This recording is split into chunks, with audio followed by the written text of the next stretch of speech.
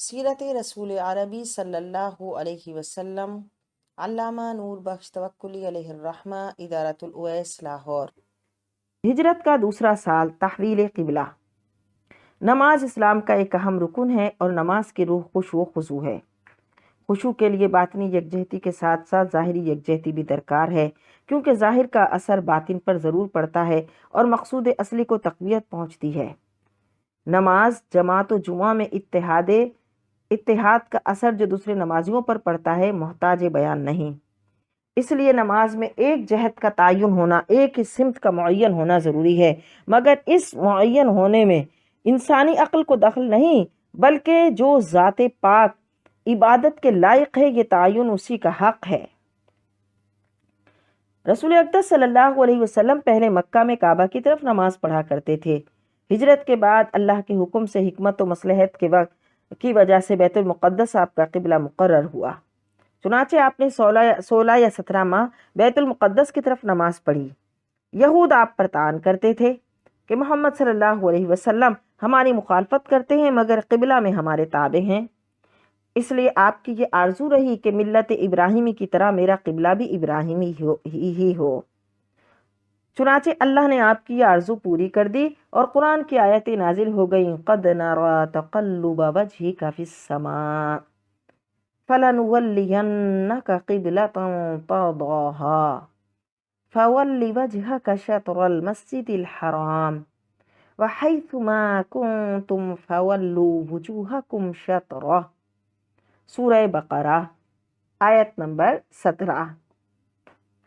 بے شک ہم دیکھتے ہیں آپ کے منہ کا پھرنا آسمان کی طرف، پس ضرور ہم پھیر دیں گے آپ کو اسی قبلے کی طرف جسے آپ پسند کرتے ہیں، پس منہ پھیر لو اپنا مسجد حرام کی طرف، اور جس جگہ تم ہوا کرو واپس پھیرو اپنے منہ اسی کی طرف۔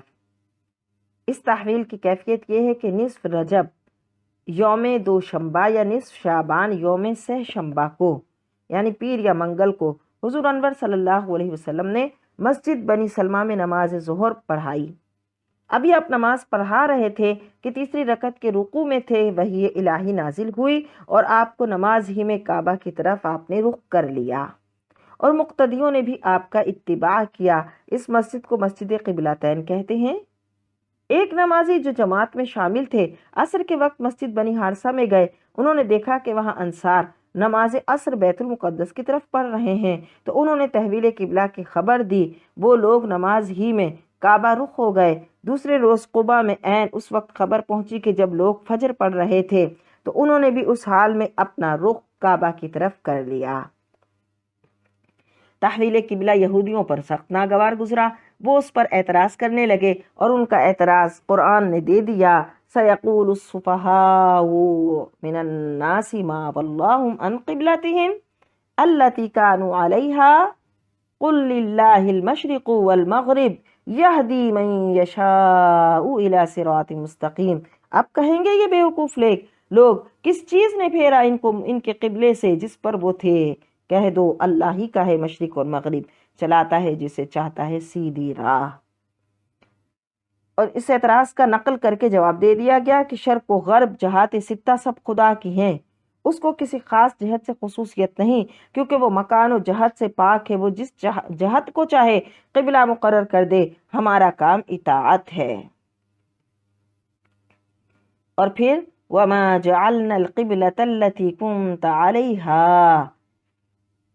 التي كنت عليها إلا لنعلم من يتبع الرسول ممن ينقلب على عقبيه وإن كانت لكبيرة إلا على الذين هدى الله۔ اس آیت میں تحویل قبلہ کا سبب بھی بتا دیا کہ جو ثابت و متزلزل میں، تاکہ اس سے تمیز ہو جائے، وَإِن كَانَتْ لَكَبِيرَةً إِلَّا عَلَى الَّذِينَ هَدَى اللَّهُ، اور یہ دشوار ہے مگر ان لوگوں پر جن کو اللہ نے راہ دکھائی، ان کے لیے آسان ہے۔ غزوات و سرایا کا آغاز۔ اسی سال سلسلہ غزوات و سرایا شروع ہوتا ہے۔ محدثین اور اہل سیر کی اصطلاح میں غزوہ وہ لشکر ہے جس میں رسول اللہ صلی اللہ علیہ وسلم بذات اقدس شامل ہوں۔ یعنی بنفس نفیس آپ اس میں شامل ہوں، تو اسے اہل سیر کی اصطلاح میں غزوہ کہا جاتا ہے۔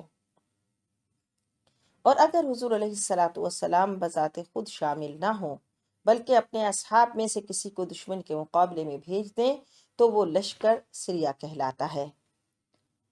غزوات تعداد میں 27 ہیں، جن میں سے 9 میں قتال وقوع میں آیا یعنی جنگ ہوئی، اور وہ یہ ہیں: بدر، احد، مریسع، خندق، قریظہ، خیبر، فتح مکہ، حنین، طائف۔ سرایہ کی تعداد 47 ہے۔ ہجرت کے بعد بھی کفار قریش مسلمانوں کے مذہبی فرائض کی بجا آوری میں مزاحم ہوتے تھے، یعنی رکاوٹ ڈالتے تھے اور اسلام کے مٹانے کی کوشش کرتے تھے، بلکہ دیگر قبائل کو بھی مسلمانوں کی مخالفت پر برانگیختہ کرتے تھے۔ اس لیے حضور اقدس صلی اللہ علیہ وسلم نے مختلف اغراض کے لیے اپنے اصحاب کی چھوٹی چھوٹی جماعتیں سرایہ اطراف مدینہ میں بھیجنی شروع کی اور بعض دفعہ خود بھی شرکت فرمائی، کہیں دشمن کی نقل و حرکت کی خبر لانے کے لیے، کہیں بعض قبیلوں سے معاہدہ قائم کرنے کے لیے، کہیں محض مدافعت کے لیے ایسا کیا گیا۔ ہاں، ایک غرض یہ بھی تھی کہ قریش کی شامی تجارت کا راستہ بند کر دیا جائے، اور یہ وہی بات ہے کہ جس کی دھمکی حضرت سعد بن معاذ رضی اللہ تعالیٰ عنہ نے ہجرت کے بعد ابو جہل کو خاص خانہ کعبہ میں یوں دی تھی کہ اگر تم نے ہم کو طواف کعبہ سے روکا تو ہم تمہارا مدینہ کا راستہ بند کر دیں گے۔ چونکہ قریش بالعموم مسلمانوں کو حج و عمرہ سے روکتے تھے، اس لیے مجبوراً مسلمانوں کو ان کے تجارتی قافلوں سے تعارض کرنا پڑا تاکہ مذہبی مداخلت سے باز آ جائیں۔ غزوہ ابوا اسی سال کے ماہ صفر میں، اور غزوہ بدر اولا ماہ ربیع الاول میں، اور غزوہ ذوالعشیرہ جمادی الاخری میں ہوا۔ بدر اولا کرزبند جابر فہری کی گو شمالی کے لیے تھا، جو مدینہ منورہ کے اونٹ ہانک لے گیا تھا۔ باقی تینوں جو غزوات تھے وہ قافلہ قریش سے تعرض کے لیے تھے، مگر ان میں سے کسی میں بھی مقابلہ نہیں ہوا۔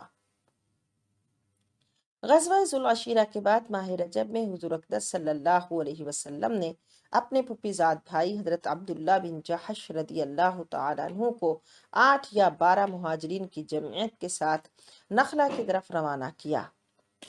وہ نخلہ میں پہنچ کر قافلہ قریش کے منتظر رہے۔ ناگہاں قریش کے اونٹوں کا قافلہ، جن پر شراب، منقع اور چمڑا وغیرہ مال تجارت طائف سے لا رہے تھے، ان کے قریب اترا۔ اس قافلے میں عمر بن حضرمی، عثمان بن عبداللہ بن مغیرہ اور اس کا بھائی نوفل بن عبداللہ، اور ابو جہل کے باپ حشان بن مغیرہ کا آزاد کردہ غلام حکم بن کسان تھے۔ فریقین یعنی دونوں میں آپس میں مقابلہ ہوا، مسلمانوں میں اور قریش کے تجارتی قافلے میں۔